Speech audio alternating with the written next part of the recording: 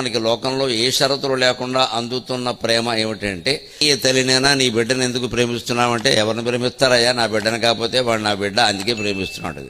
No reason, ఏ షరతు అవసరం. ఇవాళ దురదృష్టవశాత్తు ఆ తల్లి ప్రేమకు కూడా రకరకాల మచ్చలు అంటుకున్నాయి. నేను 30 ఏళ్ల క్రితం ఎప్పుడో అవధానాలు మొదలుపెట్టినప్పుడు దైవ ప్రార్థన కంటే తల్లి ప్రార్థన, తల్లినే దైవంగా భావిస్తే లోకం బాగుంటుంది కదా, మాతృప్రేమ, పితృప్రేమ, కుటుంబ సంబంధాలు అన్నీ బాగుంటాయి కదా అని మొదలుపెట్టినప్పుడు నాకు బాగా అనిపించేది. కానీ ఈ మధ్య ఒక 10 ఏళ్ల బట్టి ఈ ప్రార్థన నేను చేస్తున్నప్పుడల్లా నాకు అనుమానంగా ఉంది. నిజంగా తల్లులంతా అంత బాగున్నారా? అది కూడా అనుమానించవలసిన పరిస్థితులకు వచ్చింది. సమాజం అంత మారిపోయింది.